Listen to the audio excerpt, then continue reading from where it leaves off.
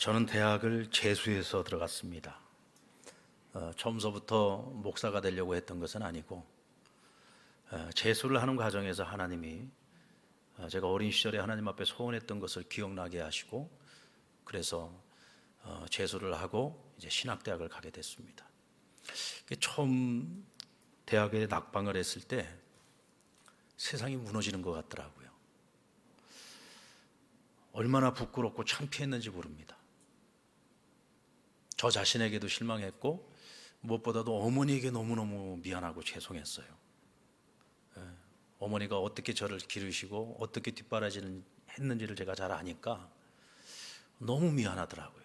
그래서 제 방에 틀어박혀가지고 며칠 동안을 두문문출했습니다. 먹지도 않고 어머니는 밖에서 밥 먹어라, 좀 나와라, 뭐 사내 자식이 왜 이렇게 쫌팽이냐, 재수하면 되지 뭘 그렇게 낙심을 해가지고 그러냐, 뭐 밖에서 무슨 소리를 해도 제 귀에 하나도 안 들어오더라고요. 그런데 제 방에 들어가 있다 보니까 처음에는 제가 정말 낯이 뜨거워서 못 나가겠더니 나중에는 자존심 상해서 못 나가겠고 나중에는 방 안에 있다 보니까 못 나가겠더라고요. 본의 아니게 금식이 아니라 분식을 하게 되니까 며칠이 지나니까 너무너무 배가 고픈 거예요.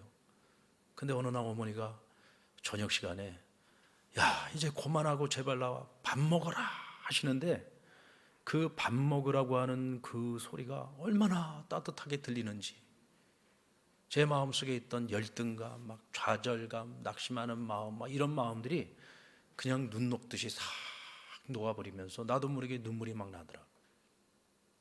어쩌면 제가 살면서 밥 먹자는 말이 그렇게 따뜻하게 들렸던 건 그때가 처음이었던 것 같아요. 그리고는 그 다음날 아침에 언제 그랬냐는 듯이 아무 일 없었던 듯이 나가서 밥 먹고 어머니가 말도 안 하는데 혼자 가서 학원 알아보고 그리고 재수를 시작을 했던 기억이 납니다. 한국 사람들에게 밥 먹자라고 하는 말은 그저 단순히 뭐 식사 함께 합시다라는 의미를 넘어서죠. 우리에게 밥 먹자는 의미는 관계의 시작 아닙니까? 우리가 친한 사람들, 가까운 사람, 또 관계를 맺기를 원하는 사람들과 우리가 밥 먹자는 약속도 하게 되고 또 함께 밥을 먹게 되죠. 이 밥 먹자는 말이 또 마음이 고픈 사람들에게는 위로가 되고 격려가 되기도 합니다. 성경에도 밥 먹는 이야기가 참 많이 나옵니다. 정치적인 박해 속에서, 위협 속에서 하나님, 나 이제 더 이상 못해 먹겠습니다. 나 혼자 버티는 것도 이제는 힘들어서 못하겠습니다. 그리고는 광야로 도망쳐가서 로뎀나무 밑에서 죽기를 하나님께 간구했어요. 하나님, 나 빨리 좀 데려가 주세요. 그러다가 지쳐 쓰러져서 잠들어 있을 때 천사가 와서 엘리야를 어루만지고 그에게 일어나 먹으라고 말하면서 구운 떡과 물을 준비해 주었습니다. 하나님의 위로는요, 말로만 하지 않습니다. 항상 보면 먹이시는 걸 할 수가 있어요. 하나님 먹여주십니다. 왜? 먹어야 힘이 나지 않습니까? 마가복음 5장에는 주님께서 죽은 회당장 야이로의 딸을 다시 살리시고 난 후에 사람들에게 소녀에게 먹을 것을 주라, 먹을 것을 주어 저로 회복해 하라, 먹을 것을 주게 했습니다. 제자들과 함께 하실 때에도 함께 식사하는 장면이 많이 나오죠. 주님을 늦은 시간까지 수많은 무리들이 따르고 있을 때 그들을 보며 주님께서 불쌍히 여기시고 먹이고 싶었습니다. 그래서 제자들에게 저들에게 먹을 것을 주라고 말씀하실 때 제자들이 주님, 우리에게는 저들에게 줄 것이 없습니다. 먹을 것이 없습니다. 우리 먹을 식량도 부족합니다. 그럼에도 불구하고 주님은 먹이고 싶었어요. 그때 한 아이가 내놓은 보리떡 5덩이 물고기 2마리를 축사하시매 5,000명을 배불리 먹이셨다라고 성경은 말씀하고 있습니다. 주님께서 먹이셨습니다. 또 제자들과 마지막 이별을 앞두고 이제 주님 십자가의 길을 가시기에 앞서서 마지막 만찬을 하실 때에도 떡과 포도주를 함께 나누면서 내 살과 내 피를 먹고 마시라고 말씀하십니다. 그러면서 하신 말씀이 너희가 이것을 먹지 않고 마시지 아니하면 나와 아무 상관이 없다라고 말씀하셨죠. 오늘 본문의 말씀도 부활하신 주님께서 제자들을 찾아오셔서 그들을 위하여 떡과 물고기를 구우시고 그들에게 밥 먹자 하고 말씀하십니다. 우리 12절 말씀을 같이 한번 읽어볼까요? 시작. 예수께서 이르시되 와서 조반을 먹으라 하시니 제자들이 주님이신 줄 아는 고로 당신이 누구냐 감히 묻는 자가 없더라. 조반을 먹으라 하시니 밥 먹자 하신 겁니다. 오늘 이 만남은 주님이 부활하신 후에 세 번째 만남이었죠. 두 번을 이미 만났습니다. 그런데도 제자들은 아직도 주님께서 부활하신 사건에 대해서 긴가민가하고 있었어요. 부활에 대한 믿음과 확신이 없었습니다. 그런 분위기 속에서 그들은 갈릴리로 돌아갔죠. 그리고는 밤새 그물질을 했는데 허탕질만 쳤습니다. 이때 해변가에 한 사람이 서서 그들을 향해서 외쳤습니다. 그물을 오른쪽에 던져라. 그래서 그물을 오른쪽에 던졌더니 그 빈 그물에 물고기가 가득 찼습니다. 그 순간에 베드로는 깨달았어요. 아, 저분 예수님이야. 우리 선생님이야. 그리고는 물속으로 뛰어들었습니다. 다른 제자들도 다 해변으로 무트로 나왔을 때 주님께서는 밤새 허탕질만 하다가 지금 물고기를 잡아 돌아온 이 제자들을 위해서 떡을 구우시고 그리고 가지고 온 물고기를 구워서 그들을 대접하며 말씀하십니다. 밥 먹자. 얘들아, 밥 먹자. 여러분, 주님께서 말씀하신 이 밥 먹자는 음성을 들을 때 아마도 이 제자들 역시도 평생에 잊을 수 없는 밥 먹자였을 겁니다. 그들의 마음속에 있던 두려움, 근심, 걱정, 염려 이런 것들이 한순간에 다 사라지고 그들의 마음속에 하나님이 주시는 큰 평안이 밀려왔을 겁니다. 주님을 세 번이나 부인했던 베드로, 제살길 찾겠다고 주님 버리고 다 도망쳤던 제자들 아닙니까? 얼마나 부끄러웠겠습니까? 자기 자신들이 얼마나 믿고 한심하고 얼마나 스스로 좌절감에 빠졌었겠습니까? 주님께서 밥 먹자라고 하는 것은 그저 한 끼 식사 같이 하자는 의미가 아니었죠. 괜찮아. 그거 다 지나간 일이야. 이제 우리 다시 시작해보자. 힘을 내보자. 앞으로 너희가 해야 될 일이 많아. 그 일들을 감당하려면 밥 먹어야지. 힘내야지. 얼마나 따뜻한 주님의 음성으로 들렸겠습니까? 밥 먹자. 요한복음 14장 27절 말씀 우리 같이 한번 읽어볼까요? 시작. 평안을 너희에게 끼치노니 곧 나의 평안을 너희에게 주노라. 내가 너희에게 주는 것은 세상이 주는 것과 같이 아니하니라. 너희는 마음에 근심하지도 말고 두려워하지도 말라. 이 말씀은 언제 주신 말씀이죠? 주님께서 제자들과 헤어지기 전 이제 십자가의 길을 걸어가시기 전입니다. 제자들이 너무 불안해하고 있었습니다. 그래서 그들에게 말씀하신 거예요.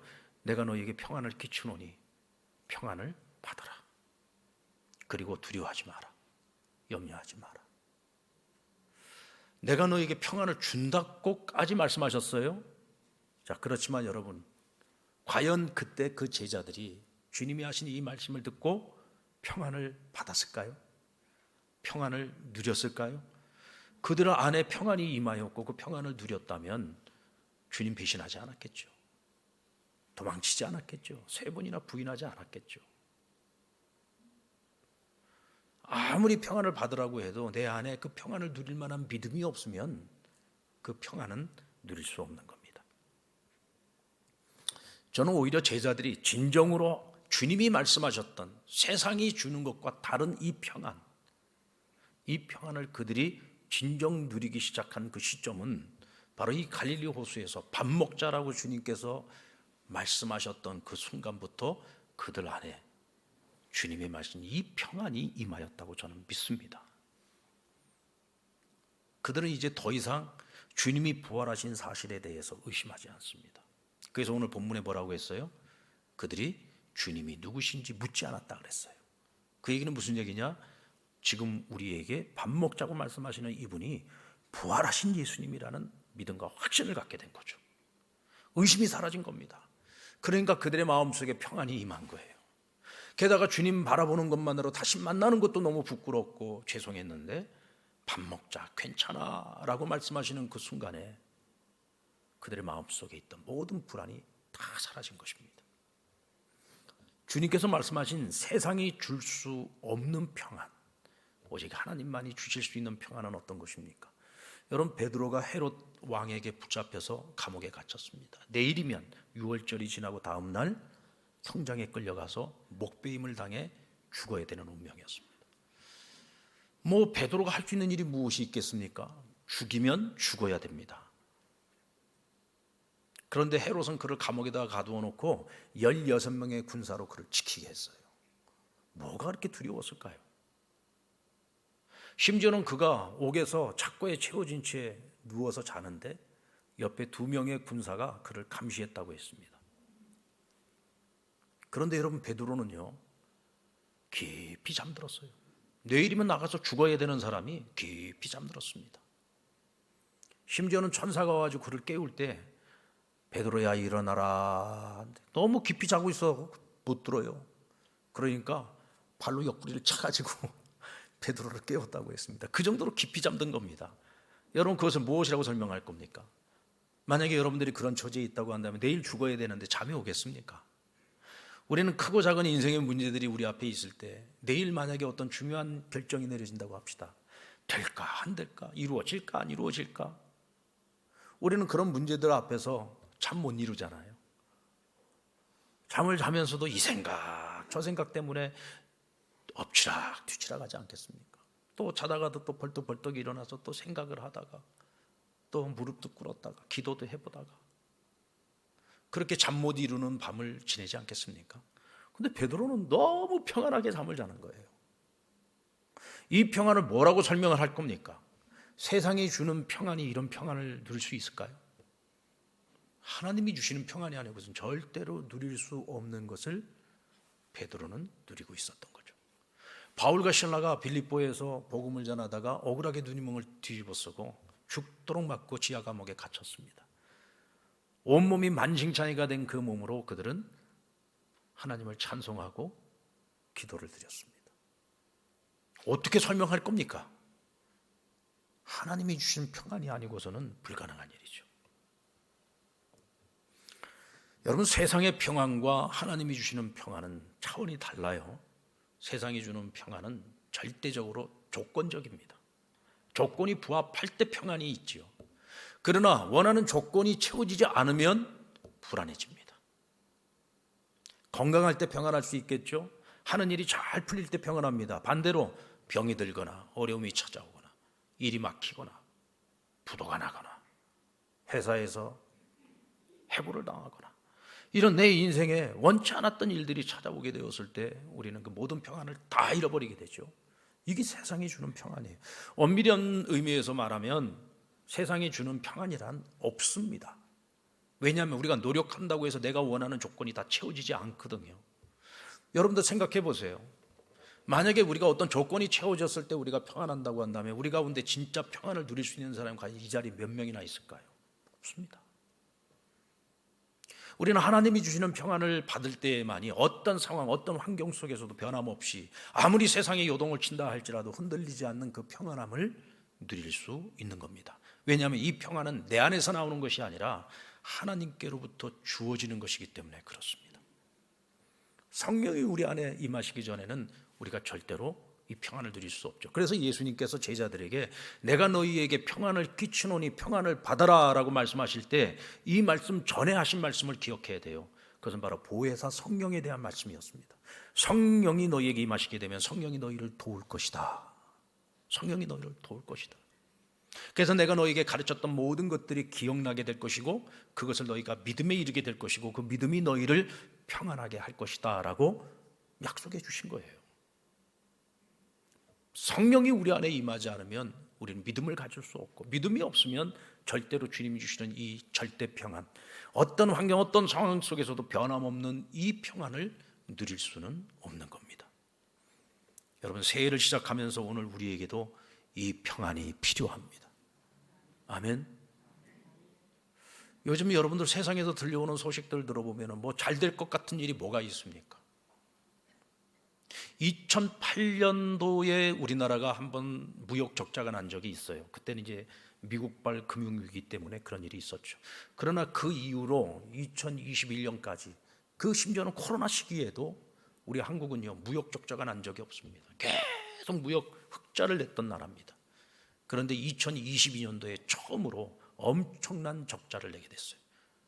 이건 무역 적자를 말하는 겁니다.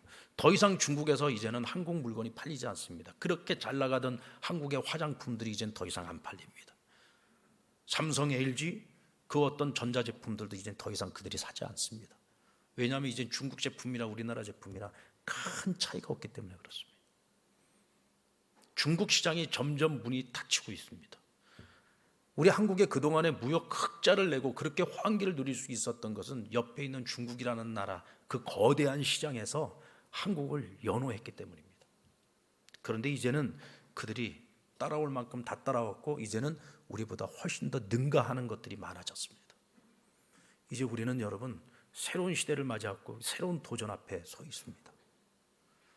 그래서 앞으로 향후 몇 년 동안은 전 세계가 다 가난해질 거라고 이야기를 하고 있고 한국 경제도 굉장히 힘들어질 거라는 이야기를 하고 있고 이미 시작이 됐습니다.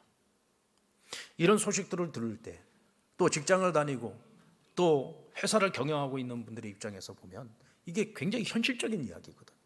남의 이야기가 아니라 우리 이야기입니다. 굉장히 어려워질 겁니다. 힘들어질 겁니다. 이런 경제 소식 하나만 들어보더라도 뭐 이건 도무지 마음이 편안하지 않습니다. 불안합니다. 금년 한 해는 어떻게 살아내야 하나, 어떻게 견뎌내야 하나, 어떻게 버텨내야 하나라고 하는 걱정들이 아마도 우리 곁을 떠나지 않을 겁니다. 여러분 그럼에도 불구하고 우리 하나님의 사람들, 우리 그리스도인들은 이 세상의 소식에 우리가 스스로 몰입되어서는 안 되죠. 어떤 상황, 어떤 환경 속에 있다고 할지라도 우리는 주님이 주시는 이 평강의 능력을 절대로 잃어버려서는 안 됩니다. 왜냐하면 우리는 우리 스스로가 흔들리지 않을 뿐만 아니라 흔들리는 세상을 붙잡아줘야 될 사명이 우리에게 있기 때문에 그렇습니다. 상황이 더 나아질 것이기 때문에 우리에게 평강이 오는 거라면 이건 하나님이 주시는 평강이 아니죠. 이건 세상이 주는 평강입니다. 그러나 그 평강을 기대하기는 어렵습니다. 하나님이 주시는 평강이 아니고서는 우리가 요동하지 않는, 흔들리지 않는 삶을 살아갈 수가 없습니다. 올 한 해를 여러분 살아가면서 정말 힘들고 어려운 상황들이 찾아왔을 때, 아니 내가 내 믿음마저도 흔들리는 그런 상황들이 찾아왔을 때 밥 먹자는 주님의 음성을 꼭 들을 수 있기를 바랍니다. 절대로 주님 우리를 그냥 놔두시지 않을 거예요. 버려두지 않습니다. 반드시 찾아오셔서 말씀하실 거예요. 얘야 밥 먹자. 이 밥 먹자는 음성은, 말씀은 한 끼 식사 같이 하자는 얘기가 아니죠. 괜찮아, 힘내, 내가 너와 함께 하잖아. 두려워하지 마, 염려하지 마. 힘내, 조금만 더 버텨보자, 조금만 더 견뎌보자. 반드시 이기게 할 거야. 이런 주님의 음성이 분명히 들려올 겁니다. 뭐 예배 시간에 설교 말씀을 통해서도 여러분들이 들으실 수 있을 거고, 여러분들이 가정에 묵상하는 가운데서도 하나님께서 주실 거고, 여러분들이 하나님 앞에 무릎으로 기도하며 나아갈 때 하나님께서 분명 주님의 이 음성을 들려주실 겁니다. 이때 여러분 의심하지 마십시오. 믿으십시오. 그리고 이제는 그래요 주님과 밥 먹기를 원합니다. 한번 힘내보겠습니다. 한번 버텨보겠습니다. 한번 견뎌보겠습니다. 이겨보겠습니다. 그렇게 믿음으로 주를 의지하며 나아갈 때 우리 안에 오병이어의 기적이 일어날 겁니다. 우리의 빈 그물이 물고기로 가득 채워지는 놀라운 기적의 역사들도 일어나게 될 겁니다. 우리가 걱정했던 많은 일들이 한낱 기우였음을 보게 하시기도 할 겁니다. 그리고 우리 안에는 평안의 힘을 길러야 돼요. 이 평안의 힘, 하나님이 주신 이 평안, 이것이 능력이 되도록 이 평안의 힘을 길러야 합니다. 여러분 파도가 칠 때요, 얕은 파도는요 바다까지 다 뒤집어집니다. 그러나 깊은 바다는 아무리 큰 파도가 쳐도요 요동하지 않습니다. 여러분 바다를 요동치게 만드는 것은 바람이 아니라는 사실을 알아야 돼요. 바람이 아닙니다. 바다 자신입니다. 오늘 우리 안에 하나님이 주신 평강이 있으면 아무리 세상이 요동을 치고 우리의 삶 전체를 뿌리채 흔들어 놓을 만한 그런 풍랑과 어려움들이 찾아온다고 할지라도 우리 안에 하나님의 평강이 있으면 우리 그 이겨낼 수 있어요. 극복할 수 있습니다. 그 풍랑의 때가 지나고 나면 언제 그랬냐는 듯이 잔잔한 바다가 반드시 찾아오잖아요. 여러분들 풍랑 지나고 난 후에 그 바다를 한번 보십시오. 진짜 얄밉지 않습니까? 아닙니까? 진짜 얄밉습니다. 어제까지는 금방이라도 집어삼킬 것처럼 그렇게 요동을 치던 바다가 잠잠해질 때는요, 정말 이렇게 평안할 수가 없어요. 진짜 얄미운 바다입니다. 근데 우리 인생도 똑같습니다. 풍랑이 찾아왔을 때는요, 죽을 것 같습니다. 차라리 죽는 게 낫겠다는 생각이 듭니다. 근데 그거를 잘 버텨내고 견뎌내기만 하면 언제 그랬냐는 듯이 정말 얄미울 정도의 평안함이 찾아오는 날이 있습니다. 그래서 우리는 버텨야 되고 견뎌야 되는 거죠. 이것을 그냥 내 힘으로 버티려고 하면 너무 힘든 거예요. 성령이 주시는 평강의 능력을 우리가 가지고 있을 때, 그러니까 어떻게 이 평강의 능력을 기를 수 있느냐? 먼저 하나님께서 기뻐하시는 옳은 길을 가야 됩니다. 여러분, 우리가 날마다 죄 짓고 살아요? 우리가 늘 불순종하면서 살아요? 그러면 우린 절대로 평안을 못 누립니다. 왜냐하면 하나님이 기뻐하시는 길을 걸어갈 때 우리 안에 영적인 자신감이 생기거든요. 지금 당장 어떤 어려움이 찾아온다 할지라도 하나님이 내 편이라는 분명한 믿음이 있어요. 이겨낼 수 있습니다. 그런데 내가 날마다 죄 짓고 삽니다. 늘 하나님의 말씀과 전혀 상관없이 늘 불순종하면서 살아갑니다. 늘 죄책감이 있습니다.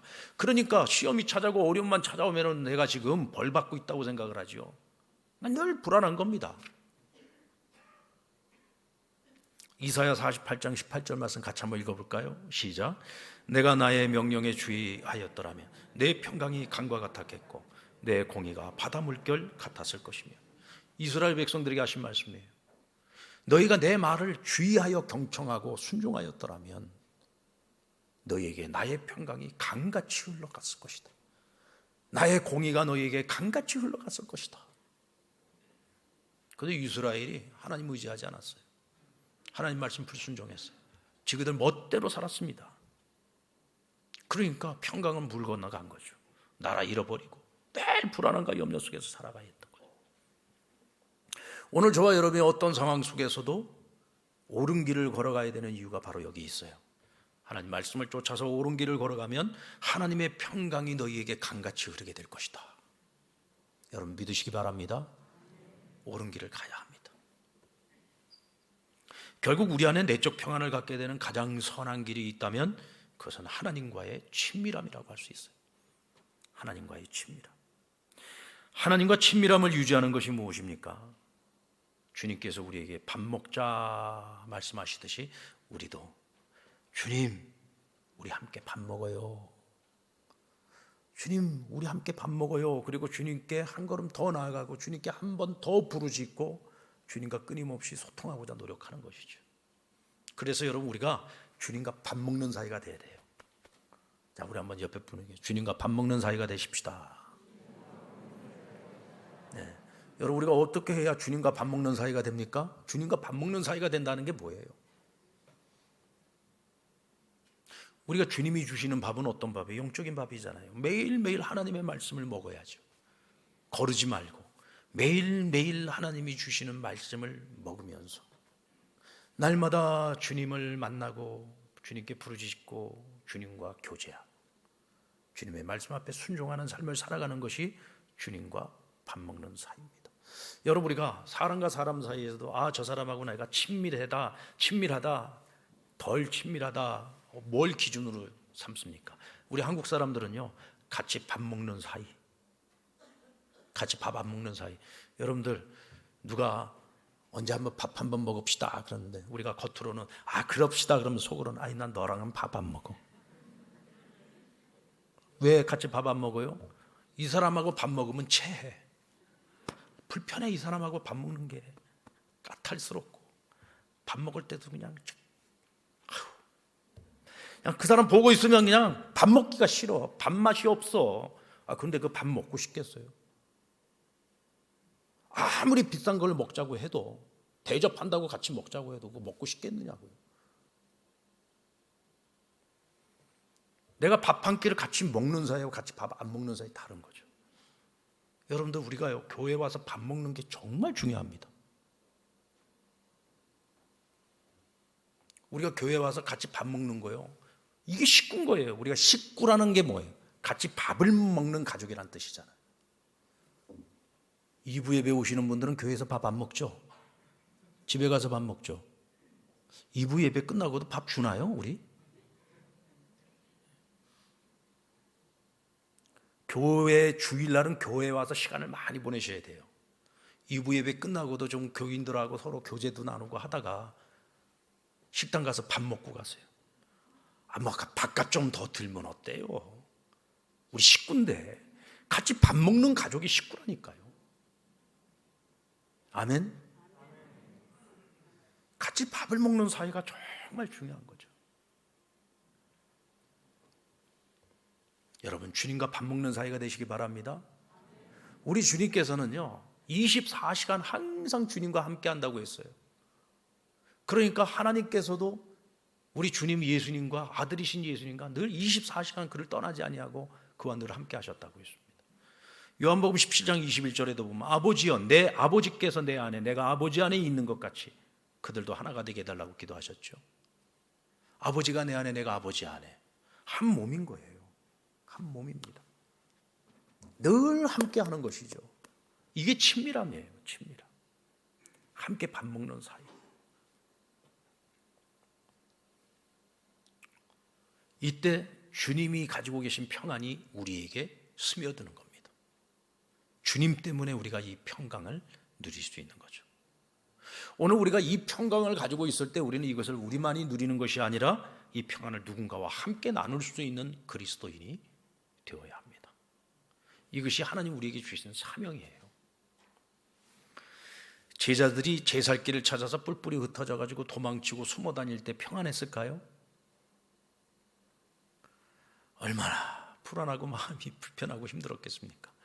근데 주님이 찾아오시니까 그들의 마음에 있던 불안이 다 사라지고 하나님 평강이 임한 거예요. 주님께서 우리에게 그렇게 해주신 것처럼 여러분 평강을 가지고 있는 사람들이요, 어려움 속에 있는 사람들, 불안해하는 사람들, 염려와 근심으로 가득 차 있는 사람들에게 우리 밥 먹읍시다 그러면은요 우리 안에 있는 평강이 그들에게 임하게 됩니다. 같이 밥 먹고 서로 같이 교제하고 같이 나눔의 시간을 갖는 동안에 그들 안에 우리가 가진 평안이 스며들게 되는 거예요. 한지선 작가의 밥 먹자라는 제목의 그림책이 있습니다. 한여름 장날이 되었어요. 이 손수 키운 것들을 팔러 나온 농부들이 이 장터를 가득 채우고 그 장터에 파며 마늘이며 또 참외, 수박, 온갖 채소와 과일들이 막 풍성합니다. 근데 그날따라 해가 너무 쨍쨍한 거예요. 너무 더워요. 무더워요. 그러니까 사람들이 장 보러 나오지를 않네. 물건은 많은데 사가는 사람은 없고 해는 너무 뜨겁고 그러니까 가지고 나왔던 채소들이요 전부 다 스물스물 녹아버리는 거예요.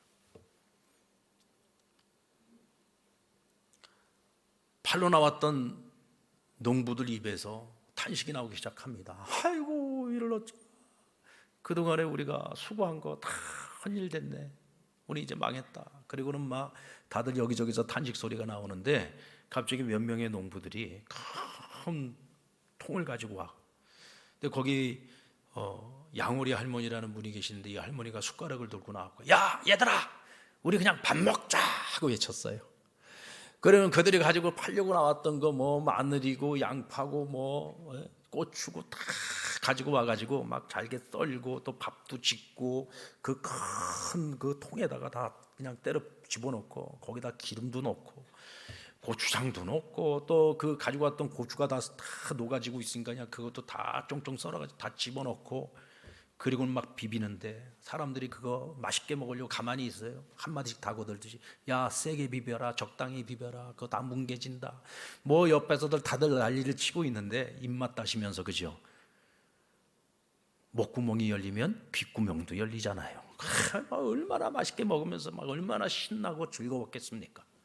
다 먹고 난 다음에 아이고 일찌감치 들어가자. 왜? 팔아야 될 거 다 먹어버렸으니까.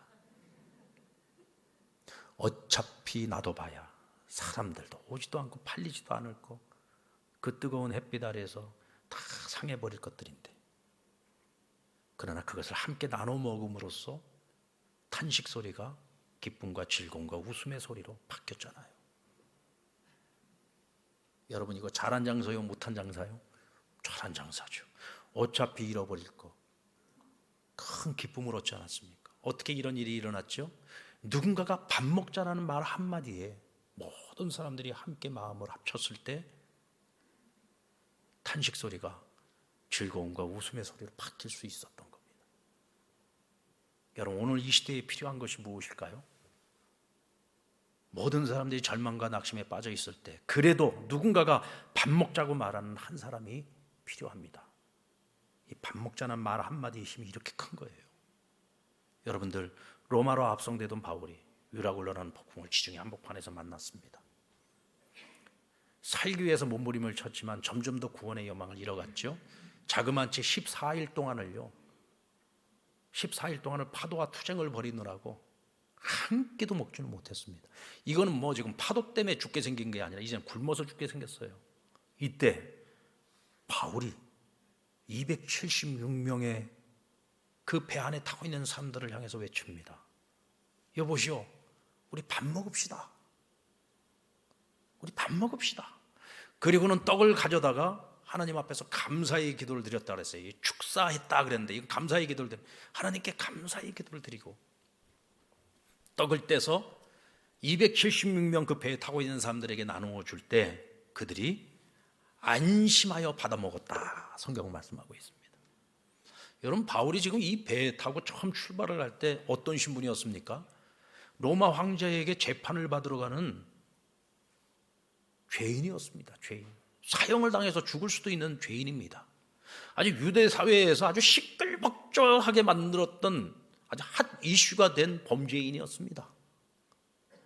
그런데 그가 떼주는 떡을 그들이 안심하여 받아 먹었다 그랬습니다. 이 얘기는 구원의 여망을 잃어버려서 오늘 죽어도 아무 이상할 것이 없는 그런 상황 속에 있었던 사람들에게 밥 먹자고 외치는 이 바울 한 사람의 영적인 파워가 그들에게 평안을 준 겁니다. 여러분, 오늘 이 시대에, 이 불안으로 가득한 이 시대에 누가 밥 먹자는 말을 할 수 있을까요? 누가 괜찮다고 한번 힘내보자고, 버텨보자고, 견뎌내보자고, 이겨내보자고. 주님께서 당신들 276명 중에 한 사람도 잃어버리지 않게 하실 거라고 내게 약속하셨다고 이렇게 당당하게 누가 말을 할 것입니까? 하나님이 주신 평강을 가지고 있는 사람들만이 그 일을 해낼 수 있습니다. 누가 그 일을 해야 됩니까? 바로 우리 그리스도인들이 그 일을 해요. 바로 이 평강의 능력을 가지고 있는 우리가 해야 할 일입니다. 오늘 여러분들 주보를 한번 보십시오. 여러분들 주보의 첫 번째 면을 보시면은 여기 풍랑에는 바다가 있고 그 바다에서 불안하게 지금 항해하고 있는 배의 모습이 있습니다. 근데 제목을 보니까 밥 먹자입니다. 여러분들 오늘 이 주보를 딱 받아들고 이 그림과 밥 먹자가 대체 무슨 상관이 있나 고민하셨습니까? 고민하셨죠? 전혀 안 맞는 것 같은데 지난주에는 경청하자 해놓고 귀를 딱 해놓으니까 금방 이해가 되는데 금년에 주보를 바꾼 이유가 있습니다. 제목과 이미지를 잘 합쳐가지고 말씀을 듣고 난 이후에 우리가 기억이 됩니다. 지난주에는 우리가 제목이 뭐였죠? 경청하라. 아마 여러분들 딴 때 같으면 기억 못할 겁니다. 이미지 때문에 기억을 하는 겁니다. 노란색의 귀의 이미지를 보았기 때문에 이미지가 떠오르면 경청하라, 맞아, 지난주 이런 말씀이었지 하고 떠오를 거예요. 역시 마찬가지입니다. 이 풍랑이 있는 이 모습과 밥 먹자가 대체 무슨 상관관계인가? 그런데 오늘 말씀을 다 듣고 나니까 여러분들 이해가 되시죠? 아직도 이해가 안 된다면 그건 머리에 문제가 있는 겁니다. 여러분들 다 이해가 되실 겁니다. 금년 한 해 여러분 밥 먹자, 이것이 우리의 구호가 되었으면 좋겠습니다. 주님과 밥 먹는 사이가 되는 저와 여러분 되기를 주님의 이름으로 축원합니다.